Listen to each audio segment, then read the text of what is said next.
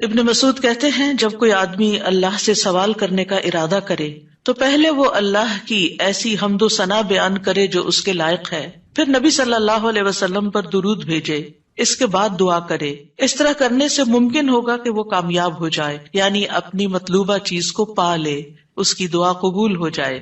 حضرت علی رضی اللہ عنہ کہتے ہیں ہر دعا روک دی جاتی ہے یہاں تک کہ محمد صلی اللہ علیہ وسلم پر درود پڑھا جائے۔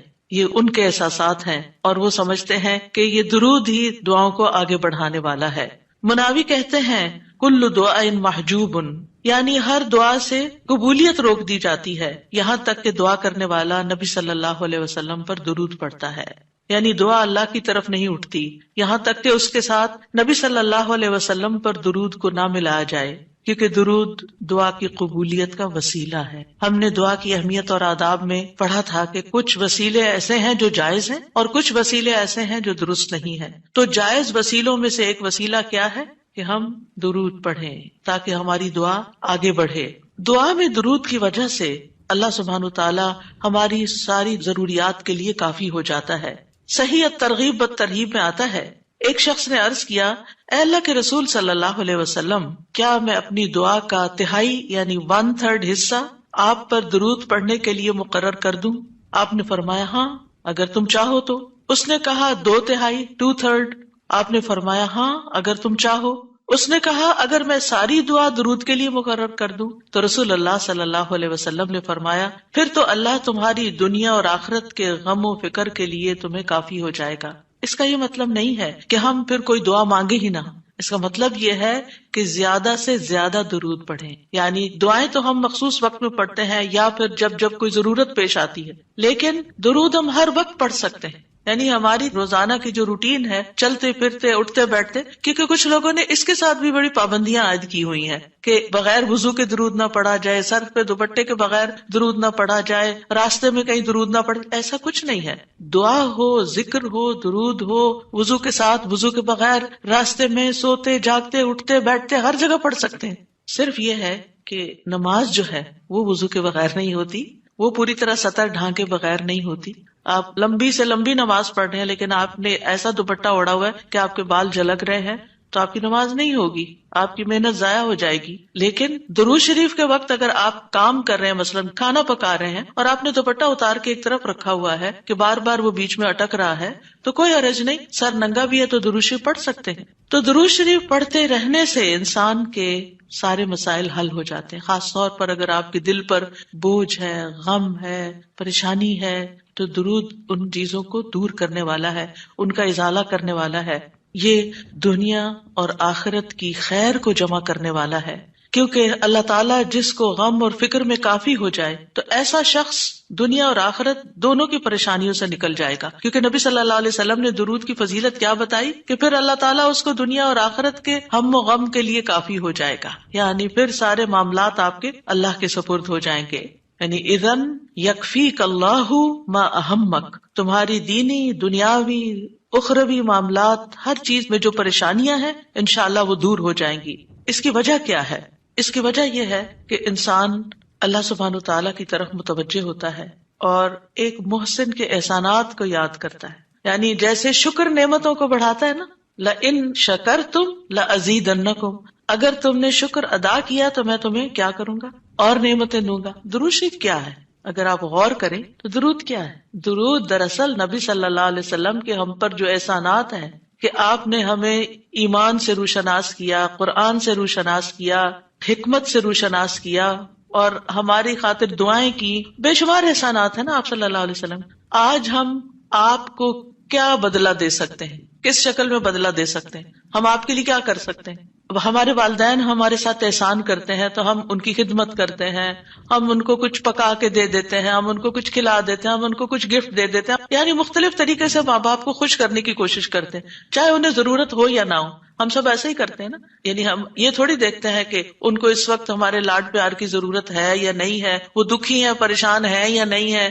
ہم اپنی محبت کا اظہار کسی نہ کسی شکل میں کرتے رہتے ہیں۔ وہ فوت ہو جاتے ہیں تو پھر کیا کرتے ہیں؟ پھر ان کو وزٹ نہیں کر سکتے، ان کو دیکھ نہیں سکتے، ان کو کچھ دے نہیں سکتے، انہیں کچھ کھلا پلا نہیں سکتے، پھر ہم ان کے لیے بس صرف دعائیں کرتے ہیں یا صدقہ خیرات کر دیتے ہیں. یہی چیزیں ان کو فائدہ دیتی ہیں. نبی صلی اللہ علیہ وسلم کے احسانات ہم پر سب انسانوں سے زیادہ ہیں، ہمارے ماں باپ سے بھی زیادہ ہیں ہم پر.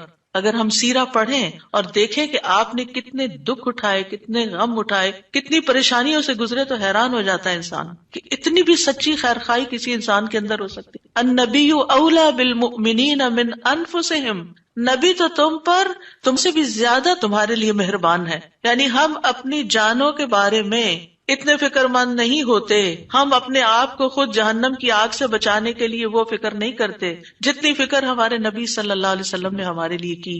تو ان کے احسانات کا بدلہ کیسے دیں گے ہم ان کے لیے کیا کریں گے؟ ہم ان کے لیے درود پڑھیں گے. تو یہ درود کا پڑھنا آپ کے احسانات کا بدلہ تو ہم کہاں سے دے سکتے ہیں، لیکن اس کے جواب میں ایک شکریہ ادا کرنے کا انداز ہے، ان کی مہربانیوں کو اکنالج کرتے ہیں. کیونکہ جو شکر گزار انسان ہوتا ہے وہ دنیا میں بھی مطمئن ہوتا ہے، اس کی ایک فلفلمنٹ ہوتی ہے، اور پھر یہ ہے کہ اس کے آگے کے مرحلے بھی آسان ہوتے. وہ جس کے ساتھ بھی شکر گزاری کا معاملہ کرتا ہے، عام انسانوں کے ساتھ بھی، تو وہ ان کا محبوب بن جاتا ہے. تو جب ہم اللہ تعالیٰ کا شکر ادا کرتے ہیں تو کیا ہم اللہ کے محبوب نہیں ہوں گے؟ جب ہم رسول اللہ صلی اللہ علیہ وسلم کا شکریہ ادا کرتے ہیں، اور شکریہ ادا کرنا صرف زبان سے تھینک یو کہنا نہیں ہوتا، وہ مختلف طریقے سے کسی کو دعا دینا بھی. یعنی اگر ہم کسی کے احسان کا بدلہ صرف دعا کی شکل میں بھی دیتے ہیں تو یہ بھی شکریہ ادا کرنے کی بہت بڑی قسم ہے. اور پلٹ کر واپس تو اپنے اوپر ہی آتا ہے. یعنی جب شکر کسی کا ادا کرتے ہیں، جب کسی کے احسان مند ہوتے ہیں، ایک ہوتا ہے بس صرف تکلفاً رسماً ایک فیشن کے طور پہ، ایک روٹین کے طور پر کسی کو تھینک یو بول دینا، نہیں، دل سے جینوئنلی دوسرے کا شکر گزار ہونا، یہ اس کے دل میں آپ کی محبت بڑھاتا ہے. اس میں آپ کی نیت یہ نہیں ہوتی کہ وہ مجھ سے محبت کرے، نہیں، آپ اس کو اکنالج کر رہے ہوتے ہیں، اس کا احسان مان رہے ہوتے ہیں، اور اللہ تعالیٰ اس کے دل میں آپ کی محبت ڈال دیتا ہے. اور جو ناشکرے انسان ہوتے ہیں، جو ناقدرے ہوتے ہیں، سب سے پہلے تو ہم اللہ ہی کے حق میں ناقدرے، وما قدر اللہ حق قدری، ہم نے اللہ کی قدر ہی نہیں کی جیسا قدر کرنے کا حق ہے. ہم نے نبی صلی اللہ علیہ وسلم کی قدر ہی نہیں کی جیسا کہ قدر کرنے کا حق ہے. تو ہماری یہ تسبیحات اور ہمارا یہ درود شریف اس قدر کی طرف بڑھنے کا ایک چھوٹا سا جسچر ہے کہ ہم واقعی اس بات کو مانتے ہیں کہ ان کے ہم پر احسانات تھے. لہٰذا جب ہم درود پڑھتے ہیں تو اس کا مطلب یہ ہے کہ ہم نے باقی چیزیں چھوڑی اور ہم آپ کا حق ادا کرنے کی طرف متوجہ ہو گئے. تو یہ چیز اللہ تعالیٰ کو کتنی پسند آتی ہوگی کہ یہ اپنے لیے کچھ نہیں مانگ رہا، اپنے لیے نہیں کچھ مانگ رہا، اپنی باتیں نہیں کر رہا، یہ اپنے غموں کو بھول کے، اپنے کاموں کو چھوڑ کے صرف نبی صلی اللہ علیہ وسلم پر درود بھیج رہا، یعنی ان کا احسان مان کر ان کا شکریہ ادا کرتے ہوئے ان کے لیے دعا کر رہا ہے. نبی صلی اللہ علیہ وسلم اللہ تعالیٰ کے محبوب ہیں، سب سے بہترین بندے ہیں، سب سے بہترین نبی ہیں.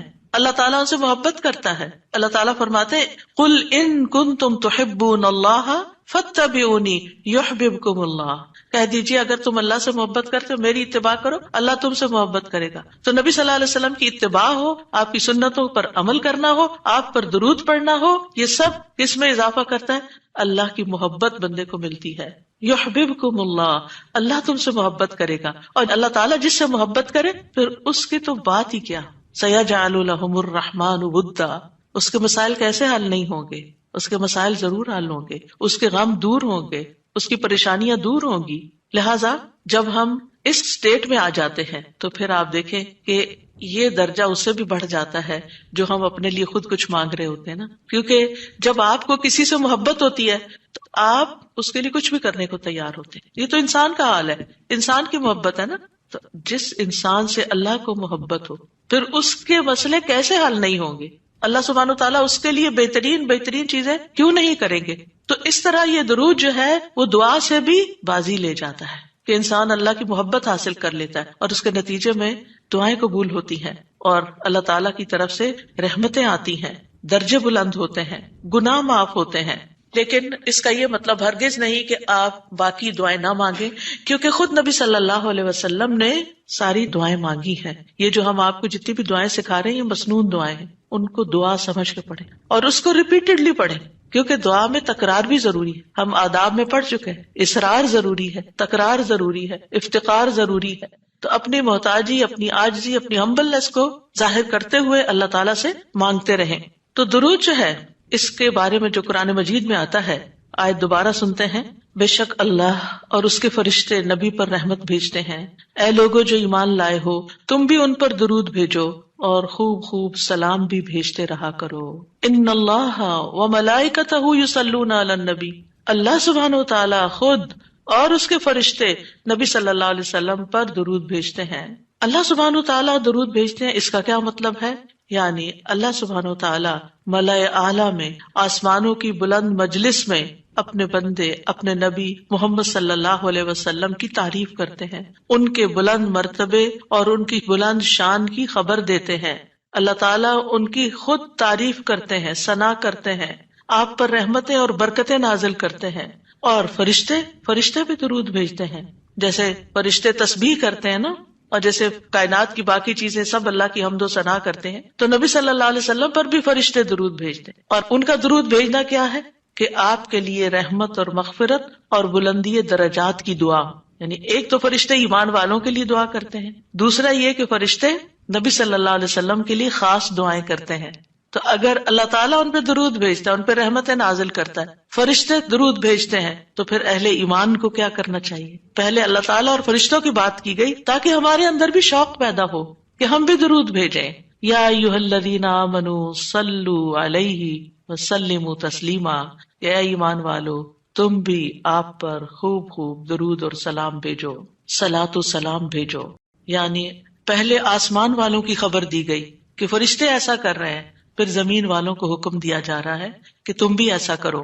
قرطبی کہتے ہیں اس آیت کے ذریعے اللہ نے اپنے رسول کو آپ کی زندگی میں، یعنی رسول اللہ صلی اللہ علیہ وسلم کی زندگی میں اور آپ کی وفات کے بعد آپ کو شرف و مرتبہ بخشا ہے، اور آپ کے مقام اور مرتبے کو بیان کیا ہے کہ آپ کا کیا مقام ہے، تاکہ ہم ایمان والے اس مقام کو سمجھیں.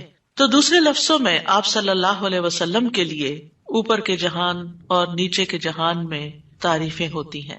یعنی ہم بھی آپ کی تعریف کرتے ہیں اور فرشتے بھی آپ کی تعریف کرتے ہیں، ہم بھی آپ کے لیے دعائیں کرتے ہیں، فرشتے بھی آپ کے لیے دعائیں کرتے ہیں. اور اللہ سبحانہ وتعالیٰ ملائے اعلیٰ میں مقرب فرشتوں کے پاس اپنے نبی کی تعریف کرتے ہیں. آپ دیکھیں کہ دنیا میں طرح طرح کی مجالس ہوتی ہیں نا، کچھ مجالس بڑی خاص ہوتی ہیں، خاص لوگ صرف انوائٹڈ ہوتے ہیں، ہر کوئی نہیں وہاں جا سکتا. آسمانوں میں بھی خاص مجالس، اللہ سبحانہ وتعالیٰ کے جو خاص مقرب فرشتے ہیں جنہیں وہ حکم دیا گیا تھا کہ آدم کو سجدہ کرو، جن کے سامنے اللہ تعالیٰ نے یہ بات رکھی تھی کہ میں آدم کو پیدا کرنے جا رہا ہوں. یہ گیدرنگ جو ہے اس کو ملائے اعلیٰ کہتے ہیں. ملا کہتے ہیں سرداروں کو، اور اعلیٰ کہتے ہیں بلند سردار. تو یہ ایلیٹ کلاس ہے فرشتوں کی کہ جس کے سامنے اللہ سبحانہ وتعالیٰ نے حضرت آدم کی پیدائش کی بات کی تھی اور پھر اس کے بعد سجدے کا حکم دیا گیا تھا. تو مقرب فرشتوں کے درمیان یا ان کے پاس اللہ سبحانہ وتعالیٰ نبی صلی اللہ علیہ وسلم کی تعریف کرتے ہیں. ذرا سوچئے، امیجن کیجئے فرشتوں کی مجلس. ویسے تو کوئی فرشتہ اللہ کی نافرمانی نہیں کرتا، ہر فرشتہ اطاعت گزار ہے، ہر فرشتہ اللہ کی بات مانتا. یفعلون ما یؤمرون، لپکتے ہیں، دوڑتے ہیں، بھاگتے ہیں، تیز بھاگتے ہیں ایک دوسرے سے. فالسابقات سبقا، ایک دوسرے سے سبقت لے جاتے ہیں اللہ کا حکم ماننے میں. یعنی فرشتوں کا یہ حال ہے. لیکن ان کی کیٹیگریز ہیں. سورۃ فاطر کے شروع میں کیا آتا ہے؟ جاعل الملائکۃ رسلا اولی اجنحۃ مثنی وثلاث ورباع ویزید فی الخلق ما یشاء. 2 پروں والے فرشتے بھی ہیں، 3 والے بھی ہیں، 4 والے بھی ہیں، اور پھر اللہ جتنی چاہتا ہے بڑھا دیتا ہے. جبریل علیہ السلام کے تو 600 پر ہیں. سوچئے کیا کیفیت ہوگی ان کی. اور پھر جو حاملین عرش فرشتے ہیں ان کے کندھے سے لے کے یہاں کان کی لو تک 700 سال کا فاصلہ ہے. اتنا عرصہ کوئی سفر کرتا رہے. اب آپ خود سوچیں کہ اتنے بڑے فرشتے ہیں وہ، ان کے سامنے اللہ سبحانہ وتعالی محمد صلی اللہ علیہ وسلم کی تعریف فرماتے ہیں. آپ کے مقام کا اندازہ کریں. کیا ہم نے قدر کی اپنے نبی کی؟ ہم کیا درود پڑھتے ہیں، ہم کیا تعریف کرتے ہیں، ہم کتنا جانتے ہیں آپ کو، ہم آپ کی سنت کو کیا سمجھتے ہیں. حدیث، یہ تو حدیث ہے، یہ قرآن تو نہیں ہے. استغفر اللہ. آپ نے دین کے مختلف چیزوں میں فرق کر دیا جس کو خود رسول اللہ صلی اللہ علیہ وسلم دے کر گئے تھے. آپ کس راہ پہ چل پڑے. تو آپ سوچئے کہ اللہ کے رسول صلی اللہ علیہ وسلم کی تعریف وہاں ہو رہی. راہ گزرتا بھی کوئی ہماری تعریف کر دے نا تو ہم ایسے بھول جاتے ہیں کہ بڑی چیز ہو گئے، ہم پتہ نہیں کیا بن گئے ہیں. اس کو بھی بہت کچھ سمجھتے ہیں. کبھی فیس بک پہ لگاتے ہیں یہ فلاں نے ہماری تعریف کی ہے، کبھی کچھ کرتے ہیں کبھی کچھ کرتے ہیں. تعریف آپ سوچئے پھر ہم کیا ہے اور محمد صلی اللہ علیہ وسلم کیا ہے جن کی تعریف اللہ تعالیٰ کر رہے ہیں اور وہ فرشتوں کی مجلس میں کر رہے ہیں. اس تعریف کا کیا کہنا. ایسے پیغمبر پر، ایسے نبی پر کیا ہم درود نہیں بھیجیں گے؟ کیا ہم ان کے لیے دعائیں نہیں کریں گے؟ اللہ سبحانہ تعالیٰ سے ان کے لیے وسیلہ نہیں مانگیں گے؟ تو صلاۃ کا جو لفظ ہے، صلاۃ کا لفظ اس کے معنی میں رحمت بھی ہے، ذکر خیر بھی ہے، دعا بھی ہے. رحمت، ذکر خیر اور دعا.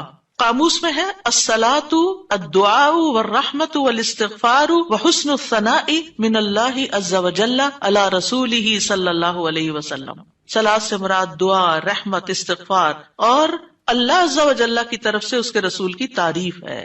یعنی درود کا یہ مطلب ہے، یعنی اللہ تعالیٰ کی طرف سے صلاۃ بھیجنے کا مطلب کیا کہ اللہ تعالیٰ آپ سے راضی ہیں اور آپ پر رحمت نازل کرتے ہیں. ٹھیک ہے، یعنی اللہ تعالیٰ آپ پر درود بھیجتے ہیں، یعنی آپ پر رحمت نازل کرتے ہیں اور آپ سے راضی ہیں.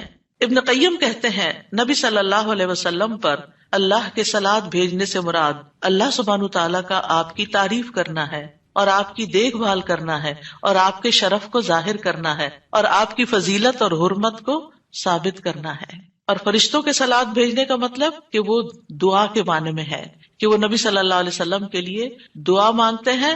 اور یہ بھی ممکن ہے کہ وہ اللہ سبحانہ تعالیٰ کے ساتھ مل کر نبی صلی اللہ علیہ وسلم کی تعریف کرتے ہیں کہ فرشتے بھی آپ کی تعریف کرتے ہیں. ابو عالیہ کہتے ہیں کہ معزز فرشتوں کا صلاۃ بھیجنا ان کا دعا کرنا ہے نبی صلی اللہ علیہ وسلم کے لیے. ابن عباس کہتے ہیں یصلون کا مطلب ہے وہ برکت کی دعا کرتے ہیں. یہ سارے معنی میں اختلاف نہیں ہے، یہ مختلف طریقے سے صلاۃ کے لفظ کو واضح کیا گیا، کیونکہ عام طور پر ہمیں لفظ درود کا بھی مطلب کوئی نہیں آتا ہوتا. یعنی کہ اگر کسی سے پوچھے درود کیا ہوتا ہے، کچھ پتہ نہیں، بس ہوتا ہے درود. تو عربی میں درود نہیں کہتے، یہ فارسی کا لفظ ہے. عربی میں صلاۃ کہتے ہیں اور صلاۃ میں یہ سارے معنی آ جاتے ہیں جو میں عرض کر رہی ہوں. اور امت کو کیا حکم ہے کہ وہ آپ کے لیے دعا بھی کریں اور آپ کے حکم کی تعظیم بھی کریں. آپ کے حکم کو جو نبی صلی اللہ علیہ وسلم کا حکم ہے اس کو سب کے حکم پر فوقیت دیں، اس کو بڑا سمجھیں. ایک طرف ماں باپ کا حکم، ایک طرف رسول اللہ صلی اللہ علیہ وسلم کا حکم. اگرچہ اللہ سبحانہ تعالیٰ نے ہمیں ماں باپ کے ساتھ احسان کا حکم دیا ہے، ان کی بات ماننے کے لیے بھی کہا ہے، لیکن ان کے مقابلے میں اگر رسول اللہ صلی اللہ علیہ وسلم آ جاتے ہیں تو پھر ہمیں رسول اللہ صلی اللہ علیہ وسلم کی بات کو فوقیت دینی ہے، ترجیح دینی ہے، اہمیت دینی ہے. کیونکہ وہ شخص مومن ہی نہیں ہو سکتا جس کو نبی صلی اللہ علیہ وسلم اس کے والدین، اولاد اور سب انسانوں سے زیادہ محبوب نہ ہو جائیں. یہ ایمان کا کرائیٹیریا ہے. سارے انسانوں، چاہے کوئی کتنے بڑے بڑے اسکالرز ہوں، سائنٹسٹ ہوں، ریسرچرز ہوں، چاند پہ جانے والے لوگ ہوں، جو مرضی ہوں، جہاں رسول اللہ صلی اللہ علیہ وسلم کی بات آ گئی، یہ بات سچی ہے. صدق اللہ و رسولہ، اللہ اور اس کے رسول نے سچ کہا ہے. صحیح اوتھینٹک حدیث سامنے آ گئی ہے، ایسا ہی کرنا چاہیے. ریسرچز کہتی ہیں شہد نہ کھایا جائے کیونکہ اس میں بہت سویٹنس ہے. نہیں، قرآن کہتا ہے کہ شہد میں شفا ہے. نبی صلی اللہ علیہ وسلم نے تجربہ کروایا تھا ایک شخص کو، وہ شہد سے پہلے بیمار ہوا تھا اور پھر اسی سے ہی وہ ٹھیک ہوا تھا جس کا پیٹ خراب ہوا تھا. ہمارا یقین ہے اگر شہد خالص ہے، شہد شہد ہے، کچھ اور نہیں، تو پھر اسی میں ہی شفا ہے. یہ ہو نہیں سکتا کہ جو بات قرآن کہہ دے اور جو بات نبی صلی اللہ علیہ وسلم کہہ دے پھر اس میں کوئی شک باقی رہے.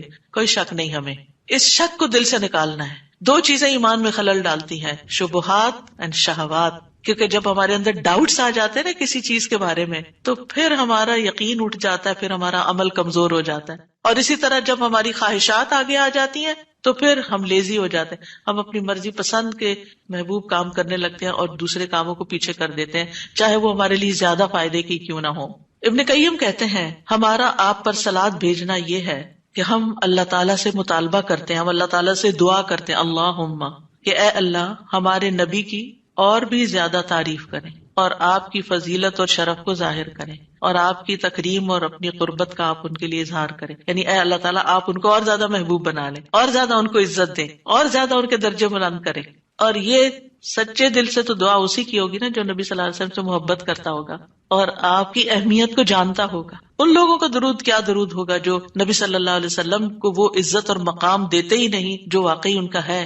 کیونکہ جب تک کسی سے محبت نہ ہو تو اس کے لیے اس درجے کی دعا بھی نہیں ہو سکتی. چاہے دن میں کوئی 10 دفعہ آپ سے کہنا میرے لیے دعا کرو، آپ کریں گے، لیکن اس پیار سے وہ دعا نہیں نکلے گی جس پیار سے وہ دعا نکلے گی جس سے آپ کے لیے محبت. وہ نہ بھی کہ تو آپ اس کے لیے دعائیں کرتے رہتے ہیں. اور پھر یہاں پر اس آیت میں صرف صلاۃ کی بات نہیں بلکہ کیا فرمایا، وَسَلِّمُوا تَسْلِيمًا.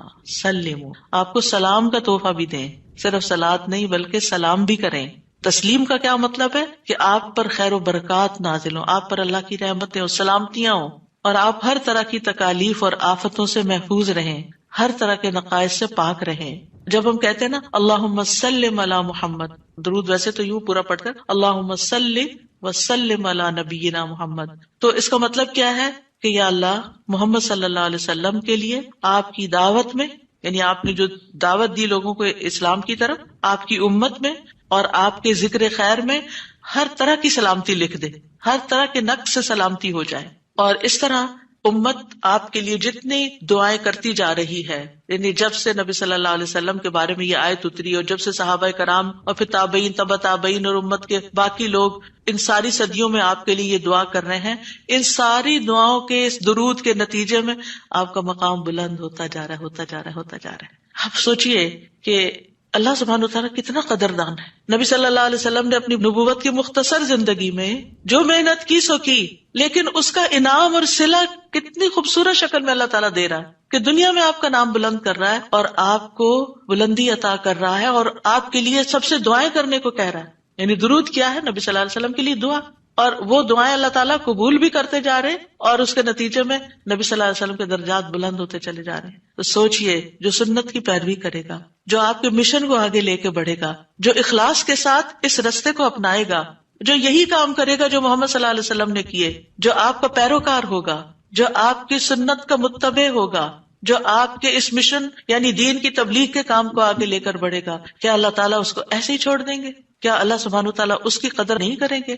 ہم سب انسان کسی نہ کسی طرح دنیا میں بلندی چاہتے ہیں، کوئی ڈگری کے ذریعے، کوئی مال کے ذریعے، کوئی کسی ذریعے دوسروں سے آگے نکلنا چاہتا ہے، بلند مرتبہ ہونا چاہتا ہے. لیکن اس راستے کو چھوڑ دیتے ہیں کیونکہ اس راستے کو بظاہر یوں لگتا ہے کہ اس سے کیا ملے گا ہمیں، اس سے کون سی بلندی مل جائے گی، اور اس طرح ہم نبی صلی اللہ علیہ وسلم کے طریقہ کار کو چھوڑ کر اور طریقوں کو اختیار کرنے لگتے ہیں. ہم سمجھتے ہیں شاید اس میں زیادہ خیر ہے یا اس سے ہمیں زیادہ بھلائی یا کوئی بڑائی مل جائے گی. نہیں، اصل بات یہ ہے کہ ہمیں جو عزت یہ دین دے سکتا ہے، جو مرتبوں کی بلندی، جو اللہ کی رحمتیں، جو خیر اور لازوال نعمتیں جنہیں کبھی ختم نہیں ہونا، جو اس راستے سے مل سکتی ہیں، وہ دنیا میں کوئی اور راستہ ہے ہی نہیں ان سب نعمتوں کو پانے کا.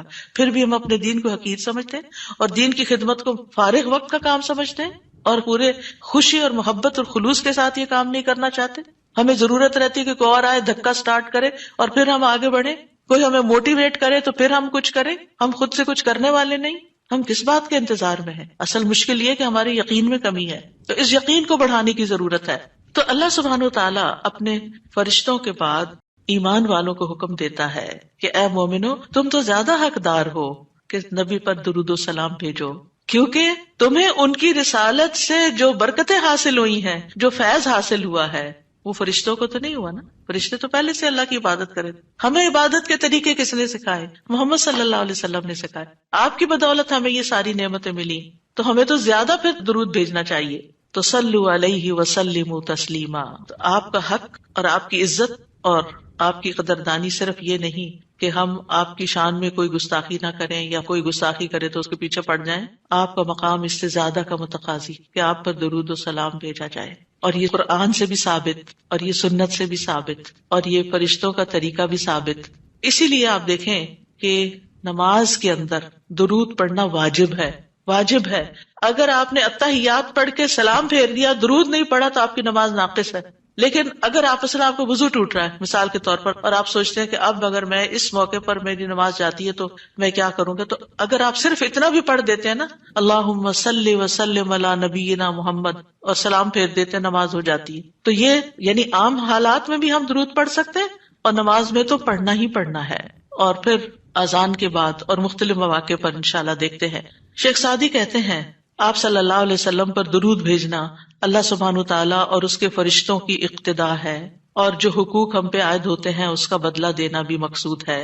آپ کی محبت اور آپ کی تکریم کی علامت ہے. جو آپ سے جتنی محبت کرے گا اتنا ہی درود بھیجے گا. پھر یہ اجر و ثواب کے حصول کا ذریعہ بھی ہے. سبحان اللہ، یعنی جب کوئی انسان شکر گزار ہوتا ہے، قدردان ہوتا ہے، تو اللہ تعالیٰ اس کی کیسی قدردانی کرتے ہیں. درود ہم آپ پر پڑھتے ہیں، ثواب ہمیں مل رہا ہوتا ہے. کوئی احسان نہیں ہے کسی پر، آپ کو بھی ساتھ ہی فائدہ ہو گیا. اور پھر یہ ایمان کی علامت ہے، کیونکہ جو آپ سے محبت نہیں کرتا اس کا ایمان مکمل نہیں. اور پھر آپ کی توقیر جس کا حکم اللہ تعالیٰ نے دیا اس کی علامت بھی ہے. لِتُؤْمِنُوا بِاللَّهِ وَرَسُولِهِ وَتُعَزِّرُوهُ وَتُوَقِّرُوهُ وَتُسَبِّحُوهُ بُكْرَةً وَأَصِيلًا، تاکہ تم اللہ اور اس کے رسول پر ایمان لاؤ اور اس کی مدد کرو اور اس کی تعظیم کرو اور دن کے شروع اور آخر میں تسبیح کرو. نبی صلی اللہ علیہ وسلم کے امت پر جو احسانات ہیں ان کا تھوڑا سا ذکر کرنا اس لیے ضروری ہے تاکہ یاد تازہ ہو جائے کہ آپ کے ذریعے میں کیا کیا فیض ملا. سب سے بڑی بات یہ کہ وہ ہمارے بارے میں بڑے رحیم و شفیق تھے. لَقَدْ جَاءَكُمْ رَسُولٌ مِّنْ أَنفُسِكُمْ عَزِيزٌ عَلَيْهِ مَا عَنِتُّمْ حَرِيصٌ عَلَيْكُمْ بِالْمُؤْمِنِينَ رَءُوفٌ رَحِيمٌ. لوگوں تمہارے پاس تمہیں میں سے ایک رسول آیا ہے، اگر تمہیں کوئی تکلیف پہنچے تو اسے گراں گزرتی، اس کو تکلیف ہوتی ہے. کیا ہمارے اندر بھی دوسروں کے لیے ایسے احساسات ہیں کہ کسی کو تکلیف پہنچے تو ہمیں تکلیف ہو جائے؟ نبی صلی اللہ علیہ وسلم کو ایمان والوں کی تکلیف سے تکلیف پہنچتی تھی. وہ تمہاری فلاح کا حریص ہے. ہم ہیں لوگوں کی فلاح کے حریص کہ ان کو ہدایت ہو جائے، یہ دین کی طرف آ جائیں. مومنوں پر نہایت مہربان اور رحم کرنے والا ہے. یہ ہیں ہمارے رسول جن کی گواہی اللہ تعالیٰ نے دی کہ ان کے اندر کے جذبات لوگوں کے لیے کیا ہیں اور ان کا مشن کیا اور وہ چاہتے کیا ہیں آپ کے لیے، اور وہ کتنے شفیق اور مہربان ہے. یعنی ایک دائی کی بنیادی صفت ہونی چاہیے کہ وہ دوسروں سے محبت کرنے والا ہو، دوسروں کی خیر کرنے والا ہو. ہم بعض اوقات دین کا کام کرتے ہوئے اتنے پروفیشنل ہو جاتے ہیں کہ ہماری ٹون بھی بڑی اسپارٹ ہو جاتی ہے اور ہمارا انداز بھی بڑا تحکمانہ ہو جاتا ہے. ہم سمجھتے ہیں کہ ہم صحیح معنی میں خدمت کر رہے ہیں. نہیں، کہیں ایسا نہ ہو کہ اس کی وجہ سے لوگ دین سے ہی دور ہو جائیں. نبی صلی اللہ علیہ وسلم کا یہ طریقہ نہیں تھا. اللہ کی قسم، ہم جتنے سنت کے زیادہ قریب ہوں گے اتنے ہی زیادہ ہم دین کو فائدہ پہنچانے والے ہوں گے، اور جتنے سنتوں سے دور ہو جائیں گے اور آپ کے طریقے سے دور ہو جائیں گے آپ سے بھی اتنے ہی دور ہو جائیں گے اور دین کو بھی اتنا ہی نقصان پھر دیں گے. نبی صلی اللہ علیہ وسلم مومنوں پر ان کی جانوں سے بھی زیادہ قریب ہیں. النبی اولیٰ بالمؤمنین من انفسہم وازواجہ امہاتہم. یہ نبی مومنوں پر ان کی جانوں سے زیادہ حق رکھنے والا ہے اور اس کی بیویاں ان کی مائیں ہیں. نبی صلی اللہ علیہ وسلم نے فرمایا، دنیا میں کوئی مومن ایسا نہیں جس سے میرا دنیا اور آخرت میں سب سے زیادہ قریب کا رشتہ نہ ہو. اگر چاہتے ہو تو یہ آیت پڑھ لو. یعنی صرف اس دور کے لوگوں کے لیے نہیں تھے آپ قریب، بلکہ ہمارے لیے بھی ہیں. فرمایا یہ آیت پڑھ لو، النبی اولیٰ بالمؤمنین من انفسہم. نبی مومنوں پر ان کی جانوں سے بھی زیادہ قریب ہیں. لہٰذا جو کوئی مومن مر جائے اور مال چھوڑ جائے تو وہ اس کے خاندان کو ملے گا، اس کے وہ وارث ہوں گے. اور جو قرض یا عیال چھوڑ جائے وہ میرے پاس آئے، میں اس کا بندوبست کروں گا. آج کوئی حکمران، کوئی لیڈر ایسا ہے جو یہ کہے کہ تمہارا کوئی فوت ہو جائے، جو وہ چھوڑے وہ سب تمہارا، لیکن اگر کوئی تمہاری ضرورت ہے تو میرے پاس آ جاؤ؟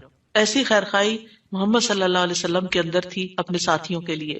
آپ امت کے لیے روتے تھے.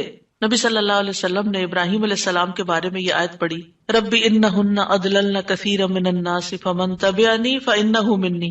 کہ اے میرے رب، ان بتوں نے بہت سے لوگوں کو گمراہ کر دیا ہے، تو جو میری پیروی کرے وہ مجھ سے ہوگا. اور یہ آیت جس میں عیسیٰ علیہ السلام کہتے ہیں ان تعذبہم فانہم عبادک وان تغفر لہم فانک انت العزیز الحکیم. اے اللہ، اگر تو انہیں عذاب دے، یعنی جو میرے پیروکار ہیں، تو تیرے بندے ہیں دے دے، اور اگر تو بخش دے تو بے شک تو عزیز الحکیم ہے. نبی صلی اللہ علیہ وسلم نے کیا فرمایا؟ ابراہیم علیہ السلام نے کہا بس وہ میرے ہیں جو میری پیروی کرے. عیسیٰ علیہ السلام نے کہا تیرے بندے ہیں، تو چاہے تو سزا دے دے. نبی صلی اللہ علیہ وسلم کو دیکھیے، پھر آپ نے یہ دو آیتیں پڑھ کے اپنے ہاتھ اٹھائے اور فرمایا اے اللہ، میری امت، میری امت، امتی امتی. اور آپ رونے لگ گئے. یہ آپ کے دل میں امت کے لیے پیار تھا. امت کے دل میں محمد صلی اللہ علیہ وسلم کے لیے کیا محبت ہے. تو اللہ عز و جل نے فرمایا اے جبریل جاؤ محمد کے پاس، حالانکہ تیرا رب خوب جانتا ہے، اور ان سے پوچھو کہ کیوں رو رہے ہیں. جبریل علیہ السلام آپ کی خدمت میں آئے اور آپ سے رونے کی وجہ پوچھی تو رسول اللہ صلی اللہ علیہ وسلم نے انہیں بتا دیا کہ میں اپنی امت کے لیے رو رہا ہوں، حالانکہ اللہ سب سے زیادہ جاننے والا ہے. تو اللہ تعالیٰ نے فرمایا اے جبریل محمد کی طرف جاؤ اور ان سے کہہ دو کہ ہم آپ کو آپ کی امت کے بارے میں ضرور راضی کر دیں گے اور ہم آپ کو غمگین نہیں کریں گے. اتنے حریص تھے وہ ہماری نجات کے اور ہماری فلاح کے. تو کیا وہ والدین سے بھی زیادہ پھر مہربان نہیں ہم پر؟ ہمارے ماں باپ ہماری دنیا کا غم کرتے ہیں، ہماری دنیا کی فکریں کرتے ہیں، ان کو کھانا کہاں سے ملے گا، ان کے فلاں چیز کا کیا ہوگا، فلاں چیز کا کیا ہوگا. نبی صلی اللہ علیہ وسلم ہماری دنیا کے تو پیچھے ہو گیا نا کہ جس کا عیال ہو، قرض دار ہو، میرے پاس آ جائے، لیکن ہماری آخرت کی فکر کرتے ہیں کہ میری امت کی بخشش ہوگی کہ نہیں ہوگی. ایک دفعہ کوئی لا الہ الا اللہ محمد الرسول اللہ کہہ کر اس دین میں داخل ہو جاتا ہے تو پھر محمد صلی اللہ علیہ وسلم اس کے لیے مہربان ہو جاتے ہیں، اس کے لیے غمگین ہو جاتے ہیں کہ اس کی بخشش ہو جائے. آپ ہر نماز میں امت کے لیے دعائیں کرتے تھے، ہر نماز میں. حضرت عائشہ کہتی ہیں میں نے رسول اللہ صلی اللہ علیہ وسلم کو خوش طبیعت دیکھ کر کہا اے اللہ کے رسول میرے لیے اللہ تعالیٰ سے دعا کریں. آپ نے فرمایا اللہم اغفر لعائشہ ما تقدم من ذنبها وما تأخر وما اسرت وما اعلنت. اے اللہ عائشہ کے سب گناہ بخش دے، جو اس نے پہلے کیے، جو بعد میں کیے، جو چھپا کے کیے، جو اعلانیہ کیے. خوشی سے حضرت عائشہ نے ہنسنا شروع کر دیا، یہاں تک کہ ہنستے ہنستے ان کا سر رسول اللہ صلی اللہ علیہ وسلم کی گود میں جا پڑا. آپ نے پوچھا کیا تمہیں میری دعا نے خوش کر دیا؟ انہوں نے کہا بھلا مجھے کیا ہے کہ آپ کی دعا خوش نہ کرے، آپ کی دعا سے ہی خوش ہوئی ہوں. آپ نے فرمایا اللہ کی قسم میں ہر نماز میں اپنی امت کے لیے یہ دعا کرتا ہوں. یہ احسانات ہیں آپ کے ہم پر، اور آپ نے اپنی مقبول ترین دعا جو تھی اپنی امت کے لیے محفوظ کر لی. نبی صلی اللہ علیہ وسلم نے فرمایا مجھ سے کہا گیا آپ مانگیں، کیونکہ ہر نبی نے مانگا ہے، ہر نبی کو ایک مقبول دعا دی گئی ہے کہ جو اللہ تعالیٰ ضرور قبول کرے گا. لیکن میں نے اپنا سوال قیامت کے دن کے لیے مؤخر کر دیا، ڈیلے کر دیا، وہاں جا کے مانگوں گا اور وہ تمہارے لیے ہوگا، اور لا الہ الا اللہ کی گواہی دینے والے ہر شخص کے لیے ہوگا. ہمیں اگر اللہ تعالیٰ کی طرف سے یہ پیغام آئے کہ کوئی ایک دعا مانگ لو وہ ضرور قبول ہوگی، تو ہم تو جھٹ سے اپنے لیے کوئی دنیا کی دعا مانگ لیں گے جو جلد ختم بھی ہو جانے والی. اس سے آپ کی حکمت کا اندازہ لگائیں اور ہمارے لیے آپ کی محبت کا اندازہ کریں. آپ کی وجہ سے امت کو شفاعت ملے گی. نبی صلی اللہ علیہ وسلم نے فرمایا مجھے 5 چیزیں ایسی دی گئیں جو مجھ سے پہلے کسی کو نہیں دی گئی. ان میں سے ایک مجھے شفاعت عطا کی گئی، یعنی نبی صلی اللہ علیہ وسلم کو شفاعت کا حق دیا گیا. نبی صلی اللہ علیہ وسلم امت کی شفاعت کی خاطر تمام رات فکر مند رہے. ابو ذر کہتے ہیں ایک مرتبہ رسول اللہ صلی اللہ علیہ وسلم نے نماز شروع کی اور ساری رات صبح تک ایک ہی آیت رکوع اور سجود میں پڑھتے رہے کہ اے اللہ اگر تو انہیں عذاب میں مبتلا کر دے تو یہ تیرے بندے ہیں، اور اگر تو انہیں معاف کر دے تو تو بڑا غالب حکمت والا ہے. جب صبح ہوئی تو میں نے عرض کیا یا رسول اللہ آپ ساری رات صبح تک رکوع اور سجود میں ایک ہی آیت پڑھتے رہے. آپ دیکھیے کہ وہ جو سوال اکثر آتا ہے نا کہ سجدے میں قرآنی دعا پڑھ سکتے ہیں یا نہیں، اس کا یہ جواب ہے، ٹھیک ہے، کہ قرآنی آیت جو دعا کی شکل میں ہو وہ پڑھ سکتے ہیں. آپ صلی اللہ علیہ وسلم نے فرمایا میں اپنے رب سے اپنی امت کے لیے سفارش کا حق مانگ رہا تھا. یہ دعا کر کے امت کے لیے سفارش کا حق مانگ رہا تھا جو اللہ نے مجھے عطا کر دیا، اور انشاءاللہ یہ ہر اس شخص کو نصیب ہوگی جو اللہ کے ساتھ کسی کو شریک نہیں ٹھہراتا، شرک نہیں کرتا. ابن عباس کہتے ہیں رسول اللہ صلی اللہ علیہ وسلم نے فرمایا اللہ نے میرے لیے میری امت کی غلطی اور بھول چوک اور جس پر ان کو مجبور کر دیا جائے اس سے درگزر فرمایا ہے، اور یہ بھی آپ کا ایک احسان ہے ہم پر. نبی صلی اللہ علیہ وسلم نے اپنی امت کو مشقت میں نہیں ڈالا، بس وہ کام سکھائے جو وہ کر سکتے تھے آسانی سے. آپ صلی اللہ علیہ وسلم نے فرمایا اگر میری امت پر مشقت نہ ہوتی تو میں انہیں ہر نماز کے وقت وضو کرنے کا حکم دیتا، یعنی چاہے وضو ہوتا پھر بھی دوبارہ حکم دیتا، لیکن اگر وضو ہے تو دوبارہ نہ بھی کرو. یہ آسانی دی آپ نے. آپ اپنی امتیوں کو آگ سے بچانے کی شدید حرص رکھتے تھے. نبی صلی اللہ علیہ وسلم نے ایک مرتبہ فرمایا میری مثال اور لوگوں کی مثال اس شخص کی طرح ہے جس نے آگ روشن کی، جب اس کے چاروں طرف روشنی پھیل گئی تو پروانے اور کیڑے مکوڑے جو آگ پہ گرتے ہیں اس میں گرنے لگے. وہ آدمی ان کو آگ سے دور کرتا ہے لیکن وہ اس کے قابو میں نہیں آتے بلکہ آگ میں داخل ہو جاتے ہیں. اسی طرح میں تمہاری کمروں سے پکڑ پکڑ کر تمہیں آگ سے روکتا ہوں اور تم اس میں گرتے جاتے ہو، یعنی میں تمہیں روکتا ہوں کہ وہ غلط کام نہیں کرو کہ جو آگ کی طرف لے جانے والے ہیں، اور تم رک نہیں رہے. اسی طرح آپ صلی اللہ علیہ وسلم نے اپنے بعد آنے والے امتیوں کے لیے بھی محبت کا اظہار کیا ہے. حدیث میں آتا ہے آپ نے فرمایا کاش میں اپنے بھائیوں سے مل پاتا. نبی صلی اللہ علیہ وسلم کے صحابہ نے عرض کیا کیا ہم آپ کے بھائی نہیں؟ آپ نے فرمایا تم میرے صحابہ ہو. میرے بھائی وہ لوگ ہیں جو مجھ پر ایمان لائے ہوں گے لیکن میری زیارت نہ کر سکے ہوں گے، یعنی آپ کے بعد دنیا میں آئے ہیں.